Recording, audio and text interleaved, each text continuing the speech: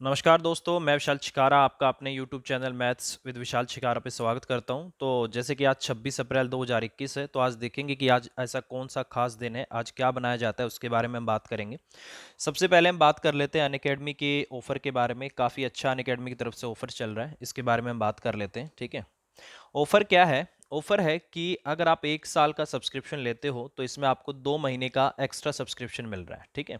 और अगर आप 2 साल का सब्सक्रिप्शन लेते हो तो इसमें आपको 4 महीने का एक्स्ट्रा सब्सक्रिप्शन मिल रहा है। ये काफ़ी अच्छा ऑफर अब अनअकैडमी की तरफ से आपको मिला हुआ है। अगर आप इसको लेना चाहते हो तो जल्दी से ले लीजिए, और क्योंकि लिमिटेड टाइम के लिए आपका ये ऑफर है, इसके बाद ये आपका बंद हो जाएगा, ठीक है?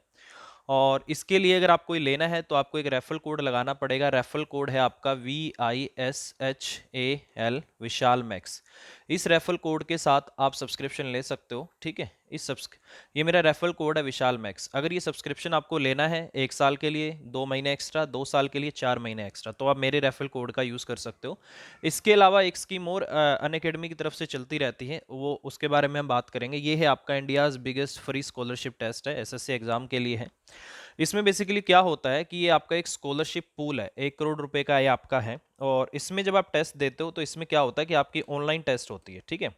इसमें आपको एक बार इनरोल करना पड़ता है, हर संडे को 12 बजे से पहले पहले आपका ये होता है, और उसमें आपको इनरोल करना है। और इनरोल करने के लिए रेफरल कोड आपको वही लगाना है, VISHAL विशाल मैक्स। ये मेरा रेफरल कोड है।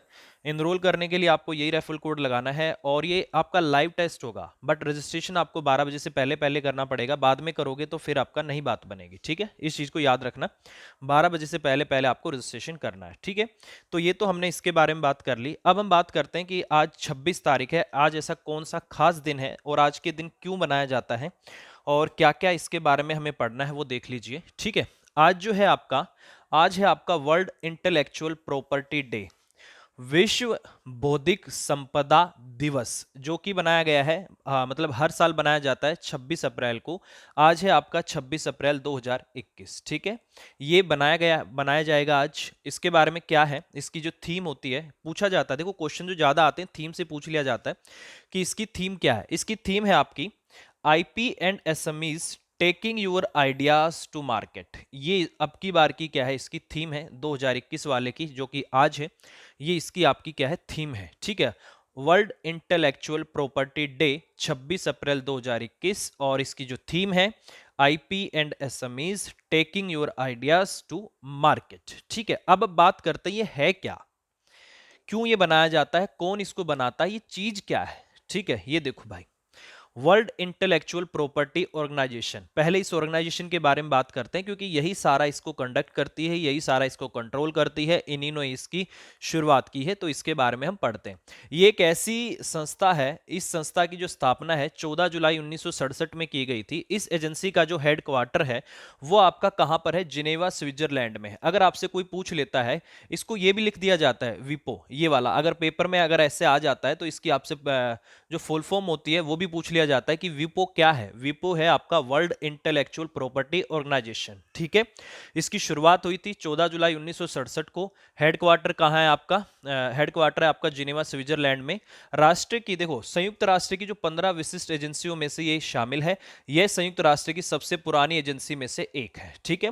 और यह एजेंसी वर्ल्ड इंटेलेक्चुअल प्रॉपर्टी की जानकारी के लिए रिलायबल ग्लोबल रेफरेंस सोर्स का काम करती है, मतलब अगर आपको मतलब डाटा वगैरह प्रोवाइड करती है, ठीक है।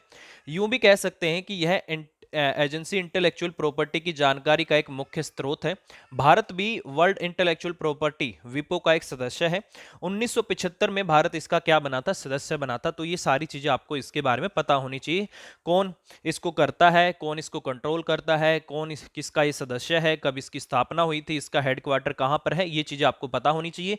और सबसे जरूरी, जो भी करंट ईयर में जो भी आपका करंट अफेयर पे क्वेश्चन आता है, जो आपका दिन उस दिन बनाया जाता है, उसकी एक थीम होती है, वो थीम आपको जरूर पता होनी चाहिए। जैसे कल भी मैंने आपको एक वीडियो बनाई थी, परसों भी मैंने आपको वीडियो बनाई थी, तो ये चीजें आपको पता होनी चाहिए, ठीक है। देखो इंटेलेक्चुअल प्रॉपर्टी में आता क्या है, वो चीज समझने की कोशिश करना।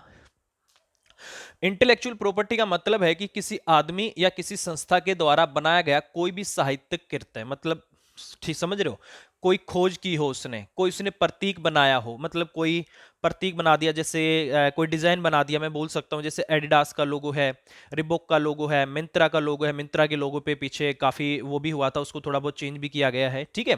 और इसके अलावा मान लो किसी ने कोई बुक अपनी छापी हो, किसी ने अपनी बुक लिखी हो, उसका कॉपीराइट ले लिया हो, कोई भी चित्र है, किसी ने अपना नाम, जैसे प्यूमा है, एडिडास है, रिबॉक है, इन्होंने अपने नाम का क्या रजिस्ट्रेशन करा के मतलब एक तरीके से पेटेंट ले रखा है, किसी ने कोई डिजाइन बनाया हो, किसी ने कोई आविष्कार किया हो, जिसने किसी ने इस बोर्ड की खोज की है, कंप्यूटर की खोज की है, फोन की खोज की है, तो वो क्या करते हैं कि अपने नाम पे उसको रजिस्टर्ड करा लेते हैं कि भाई हमने इसकी खोज की है। नहीं तो अगर वो रजिस्ट्रेशन नहीं कराएंगे तो क्या होगा, कोई भी सड़क पे आता जाता कोई भी अरा गरा बोल देगा मैंने हेलीकॉप्टर बनाया था, मैंने जहाज बनाया था, मैंने ये बनाया था, मैंने वो बनाया था, तो क्या होता है जो बनाने वाला होता है उसको अपने नाम से रजिस्टर कर लेता है, ठीक है। तो ये सारी चीजें आपकी इंटेलेक्चुअल प्रॉपर्टी के अंदर आती हैं, ठीक है।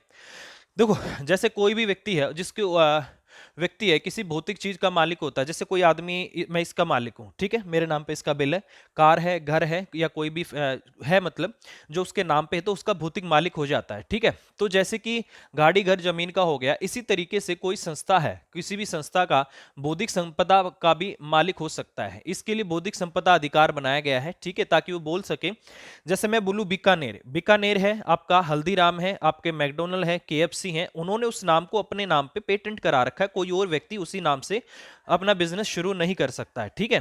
तो देखो, जैसे कि पीछे क्या हुआ था कि एक बाटा कंपनी है, उसके बारे में आपको बता दूं, बाटा कंपनी के नाम से एक व्यक्ति ने क्या बना, फॉर्म बनाना शुरू कर दिया, तो बाटा ने उस पर क्या कर दिया, ऐतराज जताया कि नहीं आप हमारे नाम से नहीं कर सकते, तो फिर बाटा ने उसको बंद करवाया, ठीक है। ऐसा नहीं कि मैं कोई गाड़ी बना रहा हूं, ठीक है, मैंने कोई गाड़ी बना ली और मैं मारुति के नाम से गाड़ी बनानी शुरू कर दी, ठीक है, ऐसा कुछ नहीं हो सकता। अब मारुति ने अपना उस पर रजिस्ट्रेशन करा रखा है, ठीक है।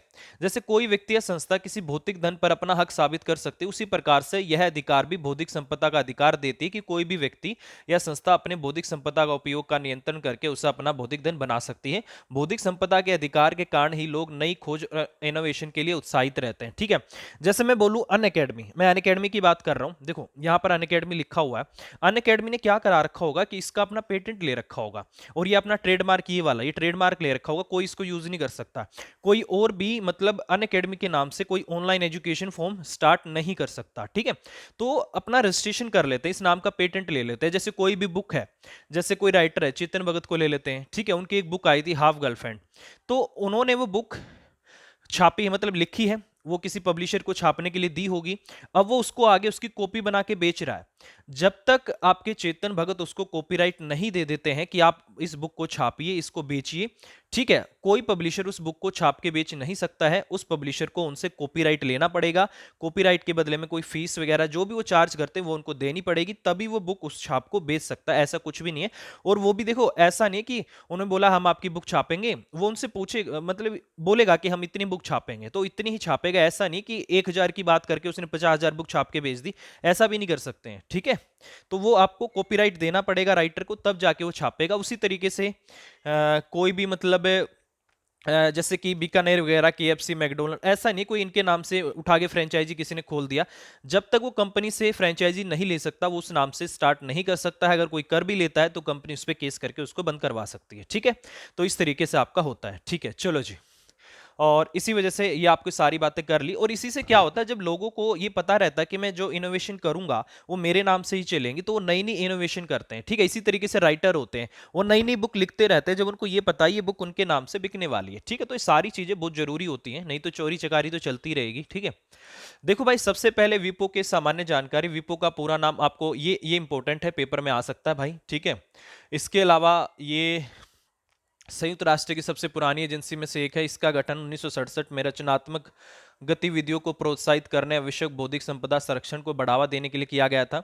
इसके तहत वर्तमान में 26 अंतर्राष्ट्रीय संधियां हैं। इसका मुख्यालय आपका जिनेवा, स्विट्जरलैंड में, ये भी आपका आ सकता है, इंपॉर्टेंट क्वेश्चन है। प्रत्येक वर्ष ये वाला, प्रत्येक वर्ष 26 अप्रैल को विश्व बौद्धिक संपदा दिवस बनाया जाता है, ये भी आ सकता है। अभी 191 इसके सदस्य हैं, ये भी आपका आ सकता है, ठीक है। जिसमें संयुक्त राष्ट्र के 188 सदस्यों के अलावा कुक द्वीप समूह, होली सी और न्यू शामिल हैं, ये 3 और हैं, ये इतना ज्यादा शायद नहीं आ सकता। संयुक्त राष्ट्र के सभी सदस्य इसके शामिल हो सकते हैं, लेकिन आप उसको फोर्स नहीं कर सकते इसका मेंबर बनने के लिए, बस ये है कि आप हाँ हो सकते हो।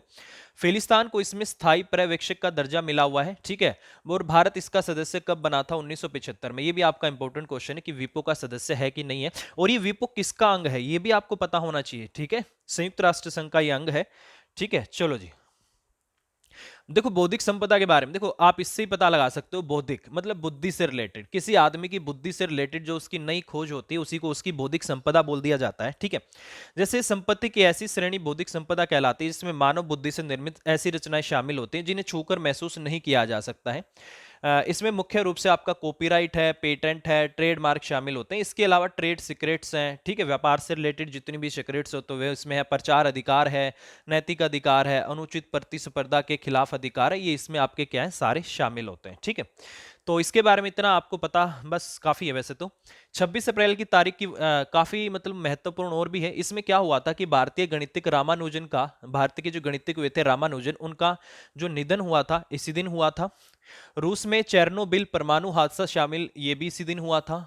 और इसके साथ ही मैं आपको बता दूं, साल का 116वां दिन अमेरिका के अंतरिक्ष इतिहास में भी बहुत महत्वपूर्ण है। इसी दिन अमेरिका के एक अंतरिक्ष यान चंद्रमा की सतह पर उतरा था। और देश दुनिया की 26 अप्रैल की चुनिंदा घटनाओं पर एक नजर यहां डाल लेते हैं, क्या क्या होता है। 26 अप्रैल 1654 को यहूदियों को ब्राजील से निकाल दिया गया था। 1755 रूस का पहला विश्वविद्यालय राजधानी मॉस्को में खोला गया था। ठीक है, यूनान की आजादी के समर्थन में रूस की तुर्की के खिलाफ युद्ध की घोषणा, ये सारे इतिहास में 26 अप्रैल को हुए हैं, ये सारे आपके। ठीक है, महान गणितज्ञ श्रीनिवास रामानुजन का निधन 1920 में, ये वही वाले हैं। 1959 में क्यूबा ने पनामा पर आक्रमण किया।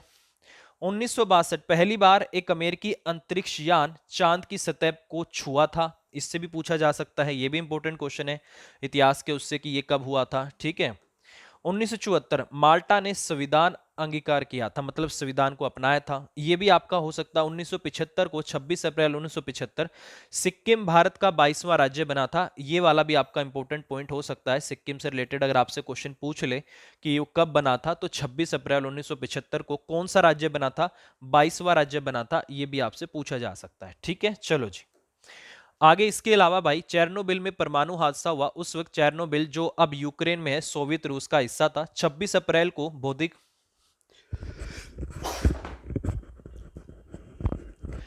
26 अप्रैल को बौद्धिक संपदा दिवस भी मनाया जाता है। ठीक है, देखो 2020 में जो उसकी आपकी थीम थी वो क्या थी, innovate for a green future, ये 2020 में उसकी थीम थी। और 2021 में क्या है, इसमें है IP and SMS taking ideas to the market, ये 2021 की थीम है।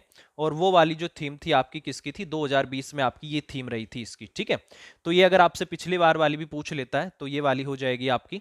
ठीक है, 26 वर्ल्ड इंटेलेक्चुअल प्रॉपर्टी डे, जिसको इंग्लिश में पढ़ना हो इसको यहाँ से पढ़ सकता है। ठीक है, इसको यहाँ से पढ़ सकता है भाई। ठीक है, इंग्लिश में मैंने इसीलिए डाल दिया था कि अगर आप पढ़ना चाहो तो इसको यहाँ से पढ़ सकते हो। ठीक है, awareness of how patents, copyright, trademark and design impact daily life and also plain. ठीक है, चलो जी आगे चलते हैं। हाँ, इसके देखो कॉपीराइट का एक मामला हुआ था जिसमें क्या हुआ था कि जब अमिताभ बच्चन ने अपने पिता हरिवंश राय बच्चन की कविता थी जिसने कुमार विश्वास द्वारा उपयोग करने पर आपत्ति जताई थी, और कुमार विश्वास को इसके एवज में 32 रुपए उन्हें लौटाए थे। ठीक है, तो मतलब आप किसी की पोएम वगैरह, किसी पोइट्री को जब तक आप उनकी कॉपीराइट नहीं ले लेते हो उनसे, आप उनको अपने इसमें इस्तेमाल नहीं कर सकते हो। तो ये एक मामला हुआ था। ठीक है, ये कॉपीराइट से रिलेटेड था। एक हुआ था कि कई साल पहले बाटा शूज निर्माता कंपनी ने उसी के नाम से फोम बेचने वाली, क्या है, फोम बेचती थी उसी के नाम से, केस किया था और वह केस जीत गए थे। मतलब उन्होंने क्या कर दिया, इसी नाम से, सेम इसी नाम से क्या कर दिया, फोम बेचना शुरू कर दिया। तो बाटा को इस पर ऐतराज हुआ। ऐतराज क्यों ना हो भाई, देखो बाटा जूते बेच रही है, ठीक है, बाटा अपने जूते बेच रही है और बाटा काफी अच्छी ब्रांड है जूतों में। अब फोम वो इन्हीं के नाम से फोम बेच रहा है। अब लोगों को थोड़ी पता है कि ये वही बाटा है कि ये कौन सी बाटा है, लोग तो विश्वास करेंगे इस बाटा के नाम से और उसका सामान खरीदेंगे। अब वो घटिया सामान देता है तो जो इमेज है वो किसकी खराब होगी, बाटा की खराब होगी। तो इसलिए उन्होंने केस कर दिया और उन्होंने बोला कि आप इस तरीके से हमारे नाम से ये फॉर्म नहीं बेच सकते हो। और उनको, वो जीत गई थी, फिर उनको अपना नाम बदलना पड़ा था। इस तरीके से आपका होता है। आप एक छोटा सा एग्जाम्पल ही ले लो यार, काफी सारे कोचिंग सेंटर हैं। अगर जैसे किसी भी कोचिंग सेंटर की बात कर लो, अनअकैडमी की बात कर लो, मान लो कि अनअकैडमी अब चल रहा है, ऐसे थोड़ी है कि हर दूसरा आदमी अनअकैडमी के नाम से अपनी कोचिंग शुरू कर देगा, नहीं कर सकता भाई, इन्होंने इसका पेटेंट ले रखा होगा, ठीक है, रजिस्ट्रेशन करा रखा होगा अपने नाम का। ऐसे थोड़ी है कि मतलब इसी नाम से हर घर में अनअकैडमी के नाम से कोचिंग शुरू हो जाएगी। तो ये बहुत सारी ज़रूरी चीज़ें होती है। अगर आप मार्केट में बिज़नेस बनाए रखना चाहते हो, इस तरीके से चीज़ों को बनाए रखना चाहते हो, तो आप लोग को व्यापारियों को भी कुछ अधिकार देने पड़ते हैं। वही आपका कॉपीराइट हो गया, ट्रेडमार्क हो गया, ये सारी चीज़ें आपकी हो गई। ठीक है? तो अब आपको पता लग गया होगा कि 26 अप्रैल को क्या बनाया जाता है, क्यों बनाया जाता है और ये क्यों ज़रूरी होता है। इन चीज़ों के लिए ज़रूरी होता है। ऐसे तो किसी ने भी कोई बुक लिख रखी है, चेतन भगत जी ने कोई बुक लिख दी, मैं अपने नाम से उसको छाप दूँ, मतलब आगे के फ्रंट पेज पे अपना नाम लिख दूँ, बुक मेरी थोड़ी हो जाएगी। उन्होंने भी उसका रजिस्ट्रेशन करा रखा होगा अपने नाम से, कॉपीराइट ले रखा होगा। ठीक है? ठीक है भाई, तो इस तरीके से होता है। और कोई भी ऐसे तो काफी सारी पब्लिकेशन की बुक आती है, जैसे किरण पब्लिकेशन की बुक है, जब तक वो किसी को आप कॉपीराइट नहीं देते कि आप हमारी बुक को मतलब अपने नाम से छाप सकते हो, आप किसी की बुक को छाप नहीं सकते। ठीक है? इसमें कंटेंट चोरी, और ये कंटेंट चोरी हो गया, कॉपीराइट का इशू आ जाता है। तो ये सारी चीजें इसलिए काफी जरूरी होती हैं।